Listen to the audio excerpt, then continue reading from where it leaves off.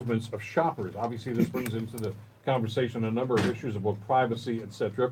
Adam Oldfield, the president and CEO of FBM and FBM3 Marketing, who does our Tech Talk show, of course, every Friday, is with us to talk about this. You told us about this months ago, didn't you? I believe I talked about this years ago. Doesn't matter. We've done this a while now. The same mall, yeah, the same company, I should say. That's right.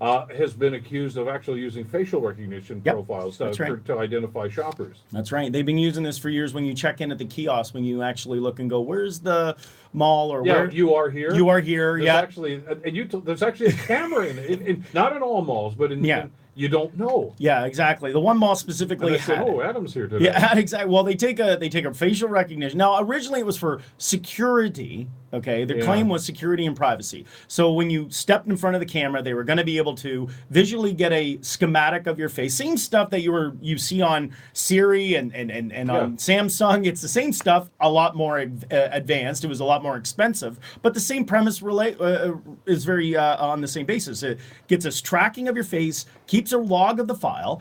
And then what's interesting is we've been tracking this since 2005. I think one of the things that I looked at when I heard about this, I'm like, this hasn't changed. In 2005, Bill, that seems like a decade ago. Oh, it was.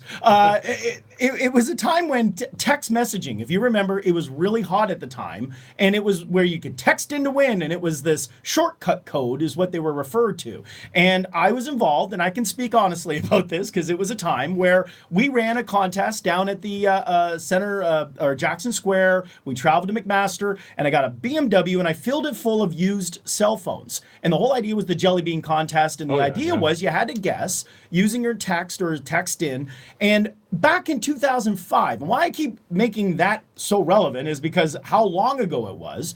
I was able, using the basic technology in our phones today through a GSM, which is the global system that allows for tracking and knows where you are and that connects to the towers. So it triangulates based on every phone is really connected to multiple towers that gives you a better signal. So where you are, that's how they can know you're within 50 meters.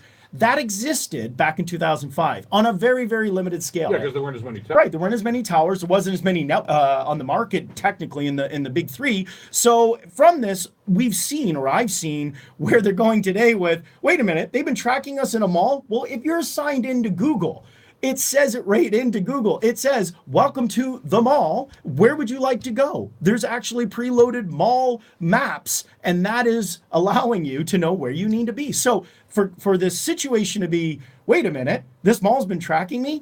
They've been tracking for a long time. This is not a mystery or a surprise to me. And a lot of situations like this are there for your security, but they're able to do that based on your signal when you're in there. When they say our security, try to rationalize that. What do they mean? Well, what they're referring to is in the case of shoplifting, in the case of, when someone's hurt or there's been a situation of an assault of some degree, they like to use this as an example of how they're managing or being able to go through and profile in the case of a situation where an accident or, like I said, an assault happens. They now have coverage or information about individuals in the mall for the security of being able to relay this information over to the proper authorities. So that's the proper safety and security we're referring to. In the case of a shoplifting situation, it's an enclosed environment. It's a busy environment, especially during Christmas. I mean, I don't know if you saw that recently where the Apple store got literally robbed in front of everyone that day, and they had their hoodies on and they walked away with over $40,000 worth of Apple products in the States.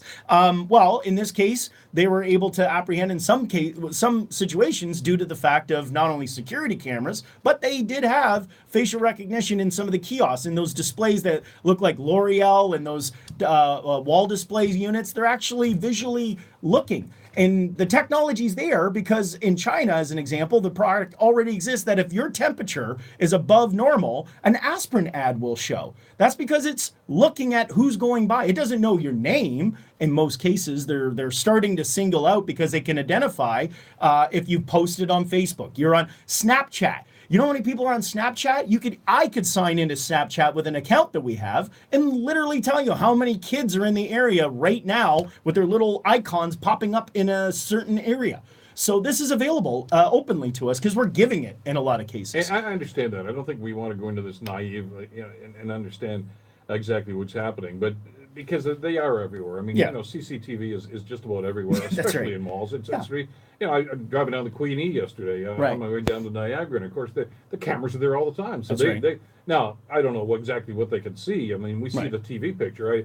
I don't know how, you know, they can zoom in and see actually who's in that car. Right. But in the malls, it's sort of like, okay, yeah, there's a camera up there. All right, I guess that has Right. to have. But now, as you say, they're in the stores themselves. They're in the displays, in the. You know, I'm looking at watches, and the watches is looking at me. Right. That's pretty much it. I mean, again, going back to 2005, we had the ability when if you had your phone on, your phone's always sending a signal Yeah, to a tower. We as much as we have these very advanced phones, they're still somewhat running on an old technology. And in 2005, the way it worked in front of Sears, we had the ability that if you had your phone available to accept text messages, and this might have happened to anyone in a mall at one point, it would automatically send you a text. And it would say, shoes on sale, $4.99. And it would just come in as a text message. If you open that up, you could deny or say, I refuse or do not wish to accept any messages. But it was knowing where you were just by walking in the mall right beside a store. A lot of contests were developed based on that whole premise that they knew that you were in an area and they were able to send you a message, text message. But the new technology today is utilizing all the most recent elements. So as an example, yes, we have facial recognition. You walk in, there's a little video footage, it's taking a snapshot, almost a glimpse of who Bill Kelly is. And then what they're doing from that is also identifying you use their Wi-Fi. You now are giving up your MAC address. You've just released your information even further. You download the Cadillac Fairview app. I'm not speaking how they built it, but if I was coding it, I'd put a couple details in there to go, if you sign in, you've agreed to the terms and conditions. We all scroll through and go, yes, I do. Reads, yeah. Right? And at the bottom of it says, we will be using your data and information for the purpose of marketing and helping us better work with our services. And all those tenants are entitled to that marketing message, or entitled as a vendor within the mall, they would be entitled to have that advertising information at their fingertips. So we're releasing some of it just based on going, oh, good, free Wi-Fi. You're kind of paying a price. Very similar to what we do with Facebook when we release our information and sign into an account. I was just going to say that's very similar to the discussion we've had over the last Yeah. number of weeks. And actually, what's interesting about that analogy is even down in the States right now, the Congress is ripping Facebook for doing this. Yes. But then turning around and saying, okay, fine, we're finished with that session. And then the guy goes over to the mall after. They're doing the same thing there. Nobody's raising a stink about it. Well, I mean, a lot of apps are doing that. When you turn on the I give permission for, I need access to your camera, I need access to your gallery, I need access to your GPS. I mean, if we're using Google Maps, you're probably giving a lot of your information regardless of the fact of where you are located. I mean, on my Google account, many that are signed in will probably have this happen, where if they opt into would you like to give a review on something? Well, it randomly starts guessing where I am. Were you at Home Depot? Were you at, and I'm like, where is that coming from? Why, it knows I was somewhere before. And then it's asking me, would you like to rank or give some thought or reviews to these individual businesses? So I see this as we have made ourselves open, and jokingly before we got on the air, we were talking about flip phones and how can anybody run a business with a flip phone? I mean, it's so old technology. That's probably the safest product you can use right now without getting totally giving up your location and access to where you are. So if maybe flip phones need to make a comeback. So, well, please don't go there. No, I won't. All right. but with that in mind, I mean, obviously there are concerns about security and about privacy issues like that. But isn't the horse out of the barn on this now? I think it is. Let's also be, I want to give options. All listeners out there have an opportunity to turn it off. And I think that's, a couple Timbits, depending on whatever you're using, Samsung, Apple, whatever it is, you do have the option to turn a lot of these features off. They're right there in the settings. In Apple, there's a cog wheel. In Samsung, you pull it. In Android, you pull it down from the top, and there's a settings in there. And you turn off your GPS, turn off your navigation, turn off your Bluetooth. Do not disturb will actually shut a lot of your... But how would I get anywhere? How would you know what opportunities are available to you, How Bill? am I going to find my way home today if I don't have GPS? I'm just saying we are controlling our own destiny when it comes to our own information being shared. As much as we want to say, well, how are we going to stop the mall from tracking what we're doing and knowing where I am and looking at my face? Well, you're not. I mean, really, it's no good to them if you don't carry a cell phone and you walk into a mall with just your wallet, you're probably doing them no good, and they'll only know the value of you basically on a blurry image and how much your transaction is. So I guess the one thing that we do need to talk about, though, and again, I'll go back to the Facebook analogy. Yeah. Where's this information going? Who's using it? And again, we have to go into this with eyes wide open because, as you say, when we sign on, and that I agree. Yeah. I just want to get the app up here. That's all we're going to do. We are basically giving them the right to take this information, and they say they're going to share it. Yeah, they're using it. Yes. How are they using it? I can tell you clearly, as a business owner, as an investor, as all aspects when it comes to business, this is very valuable data to, number one, the shareholders. How popular are we? Number two, do we open up another location? When you're doing sort of market survey, instead of hiring a company, you got your own survey data to work with. So you can say, we had a mall this size in Calgary, a mall this size in Toronto, a mall this size in Edmonton. We know that we need to build what markets and what kind of vendors do we want. We can see Le Chateau brings in a lot of traffic in that area. We can see they're isolating specifically in that market. Obviously, the Till by Le Chateau is their own private operations, but from the mall standpoint, they'd be able to use that information in the case of seeking other vendors, maybe a competitor. It could be, the Gap, and saying, here's where you want to set up. How would I set up there? What's my market research? Here it is available to you. We have all the tracking records of number of people that come in. You want to sell T-shirts and jeans? You want to come into our mall? Yes.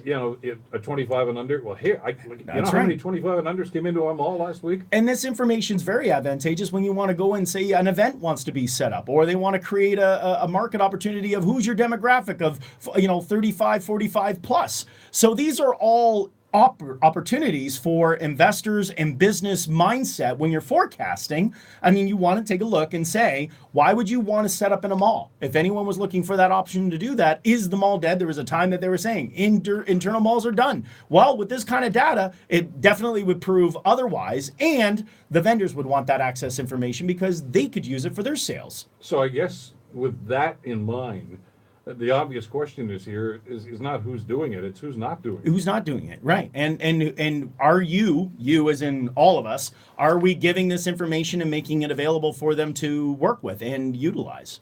So, yeah. And the answer to that is yes. The answer is yes. Until you do what I tell you to do, and that is shut your settings off. Go into your Google account, turn off your follow me, turn off your GPS.